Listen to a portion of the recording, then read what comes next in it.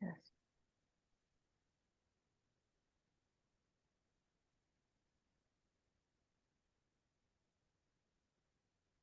So, hello everyone, and welcome to our interview series that is the Wellness Journey by RIHA, the Rhode Island Holistic Healing Association. And today we have a very special guest on our interview, and her name is Dr. Pratibha Shah. Dr. Pratibha, welcome to our interview, and we are so excited to have you here, and thank you for joining us. So, Thank you. Yeah. So it's an honor, and it's a great pleasure to introduce Dr. Pratibha here because she is a founder and president of Wholistic Health Alliance, the founder and president of Council for Ayurveda Research in US, founding director of Ayurveda Anusandhan Abhiyan Foundation in India, and the CEO and founder of My Ayurveda LLC. She has started the Holistic Health Alliance in Massachusetts and couple of other states as well. And today we are going to talk about her youth brigade, the another initiative she has started along with the teenagers and the youth. And they are going to have one event in Massachusetts in the May of month. And we will be talking about that event in this interview. So before we go on this discussion, I would like to talk more about what Dr. Pratibha has achieved in her career and in her Ayurveda field. So she is a senior faculty and domain expert at various colleges and academies, and few of them are Kerala Ayurveda Academy, Boston School of Ayurveda, Mass College of Pharmacy and Health Sciences, and American Holistic Nurses Association. She is a prolific speaker and educator in the community, and she has been a speaker in many local and international conferences and has given several keynote addresses. She has authored several papers and in an editor with the Ayurveda Journal on Health. With more than 30 years of active practice, she is one of the few holistic practitioners leading the effort of true integration and focused on the client-centric wholesome care. She has been trailblazer and an eminent ambassador of Ayurveda in the West, teaching, practicing, and promoting Ayurveda, while also working tirelessly on building the bridges with the mainstream medicine practitioners and the institutes. Before moving on to the US in 2004, she was working as a chief medical officer with the central government of India in the Ministry of Ayush. And this ministry is dedicated for the alternative health healing modalities, that is Ayurveda, Yoga, Unani, Siddha, and homeopathy. She currently practices in the greater Boston area and has clients all over the US and outside of the US as well. And you can contact her for consultations on her website at her email ID is pratibha@ayurveda.org. And you can get so much of knowledge and wisdom about Ayurveda from her. So today we are so happy and honored to have Dr. Pratibha on this platform. So Pratibha ji, welcome and thank you. Thank you so much for joining us today. So Thank you so much. Can we actually stop sharing the screen if it's okay? yes, of course. Thank you. Thank you. Okay, so Dr. Pratibha, please let us know what is WHA and how you started all this. What was the inspiration behind starting the WHA? First of all, thank you so much for having me. It's a pleasure to be able to share the story of Holistic Health Alliance with all your listeners. Before I answer your question, I just wanted to make one correction in the bio. I have given lectures and I have been an invited speaker for Mass College of Pharmacy and Health Sciences and American Holistic Nurses Association. I'm not a senior faculty with them, just a little bit. Okay. Got Just it. wanted to make sure. Okay. Oh, thank you. Thank you for correcting that. Yeah, no problem. So I'm really excited to share about Holistic Health Alliance with everyone today. What was the journey behind founding this nonprofit, and what do we do? So because this is a labor of love. It's something I'm passionate about. So I'll be very happy to share what led to its founding, and then what are Mhm. some of the things we're doing actively through the Yeah, nonprofit. yeah. When I came to US in 2004, there were a few things that I observed as a new immigrant. And Mhm. then also started my studies in Masters in Public Health. So as a student within the university setting also, I Mhm. observed a few things. So one of the things was this deep divide between mainstream medicine and what we call alternate Yeah, yeah. Mhm. methods of Mhm. Yeah, healing, CAM, complementary and alternative modalities. yeah. And I could see there was a deep divide between the two factions, and um, the the sort of mutual uh, respect and Mhm. understanding, Mhm. acceptance Mhm. of other ways of healing Yeah, yeah. was really pretty low.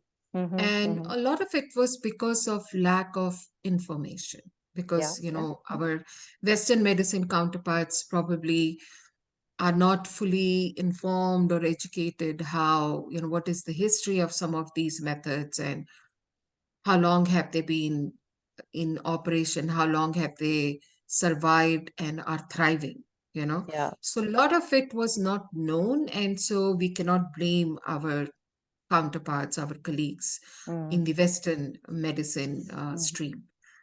So that was one, because I used to take classes in Boston Medical Center, so I was acutely aware of, because I used to. So I you have already shared my background. I'm a Ayurveda consultant, and I have Mhm. an MD in Ayurveda. So I'm very purely a follower practitioner of Ayurveda. Yeah. So I used to do all my assignments, my projects around Ayurveda in MPH. And I Mhm. could see some of my Western medicine. There were doctors also in the class or in the, buildings where Mhm. we used to have the classes. So I could very closely observe that Mhm. response. That was one. Second was that I could see that even within the holistic community, people were still in their own silos. We talk Mm. about silos between Western and Mhm. holistic, Mhm. but between holistic also, if you ask energy medicine healer, Yeah, yeah. today. Do you know what is homeopathy and Ayurveda? They might ask, are they not the same? Mm. Yeah, yeah. Or naturopathy.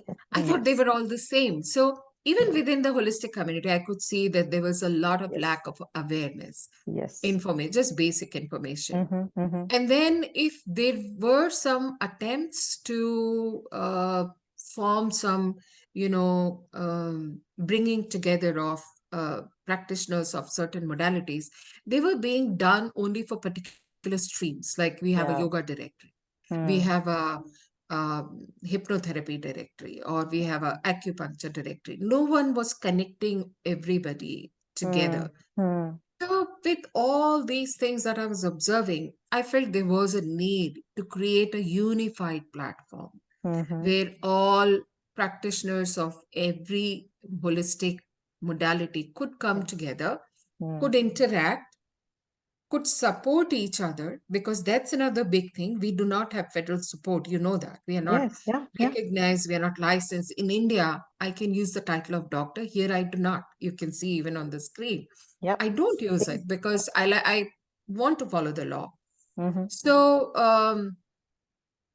this was also another thing that was a driver, that Mhm. we are not supported by anybody, whether government set up or any other platform. So why not create our own platform that can support us? Yeah. Yeah. each one of us, and also provide that environment, that opportunity to connect, to learn, to interact, to collaborate, to cross refer. Mm-hmm. These were all the thoughts that came together. That was one of the reasons. And the second reason was I felt, unless we go out and educate the community, Mm. here are some of the other things you can do in addition to just popping pills, or instead of just popping pills for even a sneeze or a sniffle. You know, Yeah. Yeah. what are the other alternates that are available to you? Maybe Mm. just free air, only if you learn how to breathe. Maybe Yes. just free water or some leaves, Mm-hmm. mint leaves or coriander leaves, cilantro leaves. Yeah. How about somebody going and teaching them? Maybe you can just boil some things, maybe cumin seeds, maybe the Yeah. turmeric. Yeah. And, you can get some immediate relief, if not resolution, you know. Mm-hmm. Mm-hmm. So I felt there was a lack of education also. So Right. I felt Yeah. if we have a platform, we can go out there and we can educate the community. And I wanted to keep this all free, Mm-hmm. because, Mm-hmm. it's sometimes access is an issue.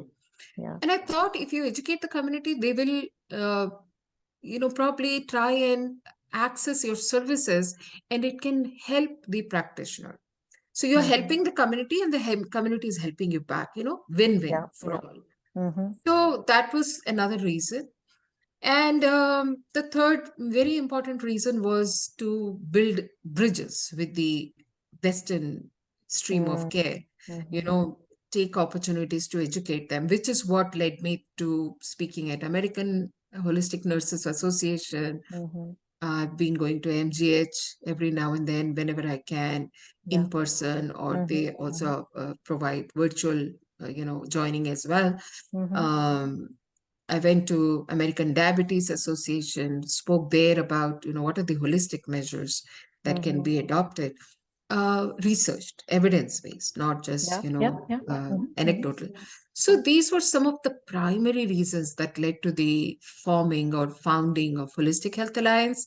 And I'm delighted to share with you. So these ideas were brewing around 2012. So I think I may have informally put together the organization in 2013. Mm-hmm. 2015, we formally incorporated as a 501(c)(3) nonprofit. And I think within a year or two, we were tax exempt. So we are Yeah. tax Yeah. exempt. Mm-hmm. Mm-hmm. And we are national in our charter. We did have a Colorado and a Maine chapter, but right now, post COVID, we are, not active there right now. But Yeah. we will be, Mm. hopefully, 2023 is the year when I want to again, resurrect Holistic Health Alliance. Yeah. And some of the active things that we have been doing are monthly free talks for our Mm-hmm. community, Mm-hmm. which could be on yoga, which could be on essential oils, which could be on Reiki, anything, Mm-hmm. Mm-hmm. Yeah. Then we have been having, pre-COVID, we used to have member dinners every month, which we have Mm-hmm. again started, and we are getting very good attendance. Yeah. Okay. Then we used to have annual health fairs, which Mm-hmm. I don't think we might do this year because we are already busy in some other events, Mm-hmm. important events. And also in the past, we have held picnics where we have brought community together again. All these efforts are to really engage the community on wellness, not just I get a sickness, I get a cure. Wellness. Yeah. How Yeah. can you Yeah. be well, in Yes. your mind, body, spirit? Mm-hmm. So, how much scope there is to educate our community. Yeah. We have had a multi-practitioner panels in the past on a specific topic like gut health. Mm-hmm. What does Ayurveda say? What Yeah. does acupuncture say? What Yeah. Yeah. does essential oils? What do they offer? Mm. So all those events have been very well appreciated and very well received. So I'm really proud that we are a grassroots organization. We are not Mm-hmm. aiming to do something flashy and big and then disappear. No, we are constantly in, Yeah.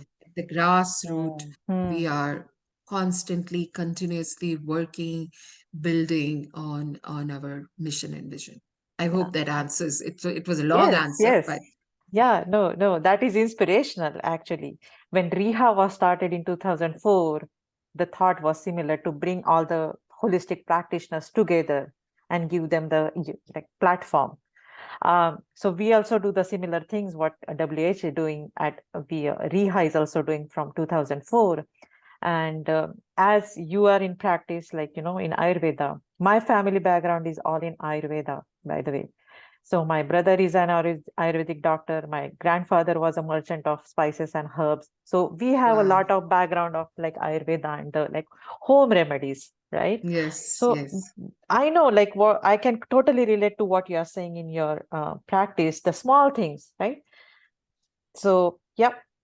So, Dr. Pratibha, I was very interested to know about your youth brigade as well, which you started like in WHA, because we are also like, working. There are 10 to 12 practitioners working to build something like youth brigade. So, can you please guide us about what is that? Sure.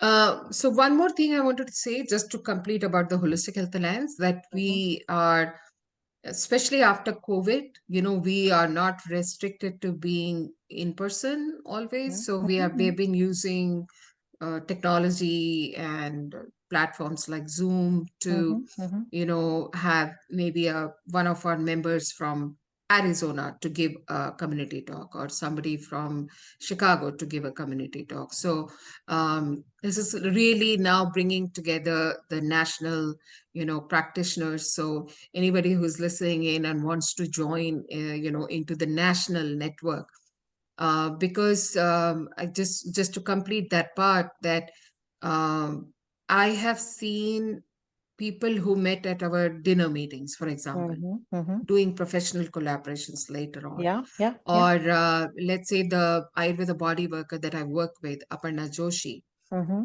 she came to one of our WHA member dinners. Yeah. That's where I met her. And she's like, "You do Ayurveda?" And I'm like, "Oh, you do Ayurveda body work? I really need those services for my clients." Mm-hmm. And it's been probably 6 years now that we have been working together. Wow. Good. So, coming together and meeting can be very potent, Yes. Yeah. very powerful, very Mm-hmm. empowering. Mm-hmm. So, Mm-hmm. this is some of the other things that I wanted to say, that even these small meetings can lead to Yes. some Yes. really amazing Mm-hmm. collaborations Mm-hmm. and, work for the benefit of the community. Yeah. Yeah. So, True. I agree. yeah. Yes. So, Yes. I have two young kids. I mean, they're older now, they're out of the house, but when they were growing up, and as someone again who had come from India, from a different sort of, setup that we Mm-hmm. used to have Mm-hmm. there, more family and more interconnectedness. When I came here, I saw that the structure of the society, the way things work here, were resulting in extraordinary stress levels in our youngsters. Mm-hmm. And to compound that, there was not enough infrastructure within the homes or the schools to recognize that, to allow for conversations around that, Mm. even to be aware of it. Even Right. the children Mm-hmm. are not Mm-hmm. aware of it, the parents are not aware of it. It goes unaddressed and has a really detrimental effect on Mm. that young developing individual, physically, emotionally, mentally. Yeah. Yeah. And that used to pain me a lot. So I used to always think, only if they were being taught about self-care, well-being in the school, how powerful it would be. Because Mm-hmm. a lot of clients that I was getting in my consultations, always the history went back to, I was fine till then, but Mm. then when I came to high school and college, I got this, this started, that started, and I could see a lot of the beginnings of their diseases back then. Mm-hmm. Mm-hmm. Yeah. Yeah. So, over a period of time, I started to feel very strongly about this, and decided I'm going to launch a youth brigade where sole agenda will be to involve them in conversations around health. Mm. And the first member was my own daughter, and she, luckily, my both my kids cook, and she was into cooking from scratch, everything, healthy and all that. Mm-hmm. So and she was very happy to do a demo with kids, and that was our first workshop, Mm-hmm. where young kids are peeling, holding vegetables, washing, Uh-huh. chopping, blending, Yeah. actually being involved with the smells and flavors of real fruits and vegetables. And Mm. she made some amazing pizza with whole wheat flour and Mm-hmm. with fillings of cauliflower, and all kids ate those. The parents were so happy, Mm-hmm. really, because when kids start telling you, mom, that's refined, don't use that, Yeah. then that Mm-hmm. is the best case scenario for any household. Then you can ensure the kids are healthy and the parents are healthy. Mm-hmm. So even in MPH, I had worked with as part of my curriculum, I had worked with the South Boston community youth group, Uh-huh. and we had done similar thing there, where we had educated the kids to read the labels, and then at the end of the project, they were stopping their parents, Right. put that box back, that has too much bad stuff in it. So these were the thoughts to start the youth brigade. Mm. And then we had workshops for a while. Then for example, there was an 11-year-old daughter of my friend that talked about triclosan in toothpaste, for example. Mm. Mm-hmm. Mm-hmm. Even adults don't know, but there are warnings behind our usual, uh, I don't want to say the brand names because I'm not against anybody, but regular branded toothpaste, if you turn around and read, there's a cautionary note that says, if your child swallows the toothpaste, XYZ, do that, so it's poisonous Mm. actually. Yeah. Yeah. So imagine if 11-year-old is talking about it, how long will Mm. they go? So, Mm-hmm. the current youth brigade president, he gave a talk about sleep, and it was such an amazing, articulate presentation. Mm-hmm. All, adults had also come with their children. We were all zapped. So I knew that, in a few years, when this child is in college, this child will always remember the value of sleep because he talked about it. Right. That is Right. what I wanted. So that is how Youth Brigade started. Then COVID hit. And Mm. then in, 2020, 2021, Youth Brigade kids, and I was, of course, very much involved. They developed an app for Mm-hmm. Wholistic Health Alliance for holistic practitioners.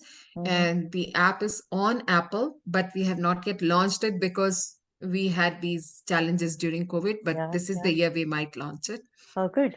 But then the next one, and I know you also wanted to know about Teen Mental Health Initiative. Shall I talk about it now? Yes. So my next question is that about the teens mental health and your upcoming event.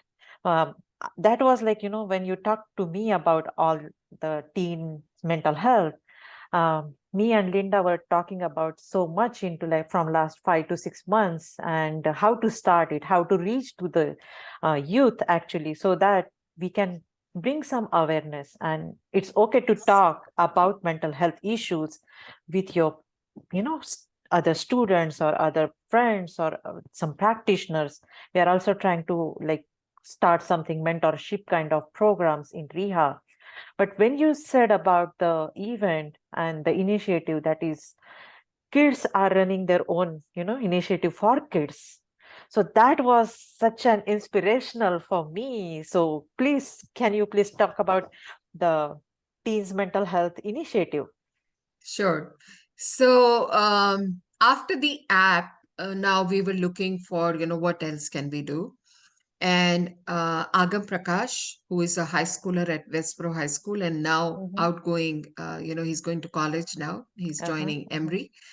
Um, so how did I meet him? First, I want to tell you that. Okay. So Yeah. we Yeah. had a picnic in 2018, I believe, or 2019. Sorry, Mm-hmm. I'm forgetting the year. Mm-hmm. But it was a community picnic by Wholistic Health Alliance, and Agam Prakash came with his whole family because his mother was introduced to me. Uh-huh. So you see how one event can change a lot of things. Right, right. Both parents came and both boys came. Agam is the older child. Mm-hmm. And the then Youth Brigade president, who is the son of a cardiologist in the community, Uh-huh. he was the president. So I had given him a table and chair. If you see any kids and, if you want to talk to them about Youth Brigade and if they're interested, you can sign them up. Mm-hmm. And he was doing that very well, because he was very motivated because he had lost a lot of weight and he had talked about his weight loss journey in one of our Mm-hmm. Youth Brigade events. Mm-hmm. So Agam Prakash, first he was not very reluctant. Mom, why did you get me to this picnic? And what will I do here? But he got interested with this Anish, the Youth Brigade president, Yeah. and he signed up. And then he became a regular. Then he became the president. Mm, okay. And then, after the app development, and he has been a dynamic president, by the way. Mm-hmm. Um, then we all came up with a teen mental health idea, how about we work on that? Mm-hmm. Primarily came from Agam himself, Agam Prakash himself. Mm-hmm. And that's it.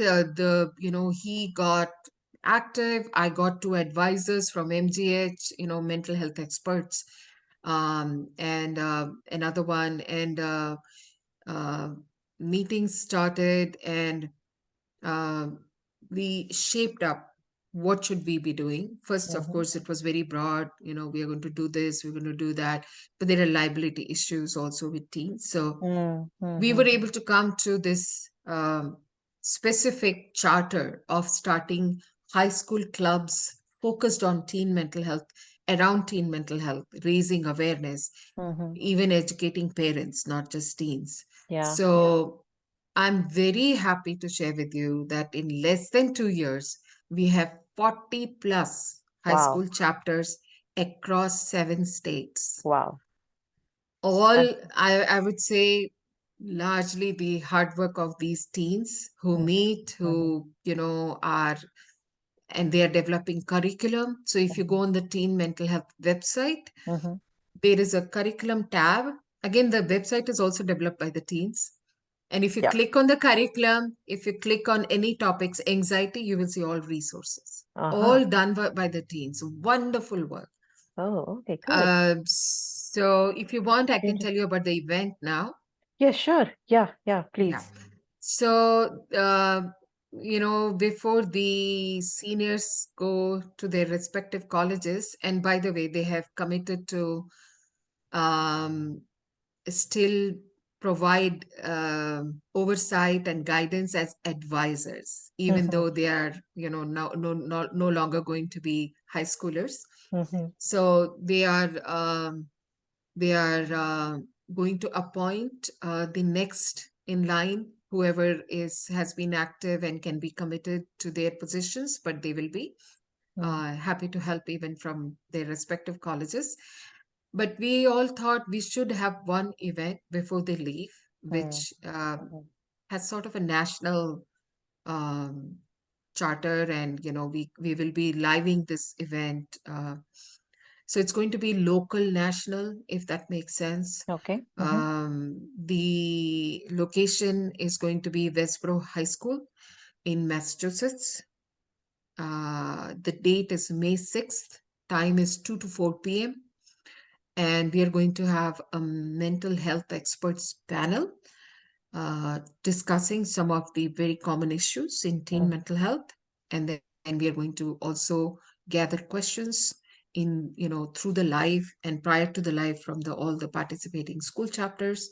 Mm-hmm. And we are going to, of course, have a presentation about the whole teen mental health initiative. And we are hoping people who are within, 30-40 mile radius can come in person. But Mm-hmm. anybody who's listening who is not able to come in person, please Mm-hmm. join us on the live. Mm-hmm. Share your comments, Mm-hmm. inputs, questions.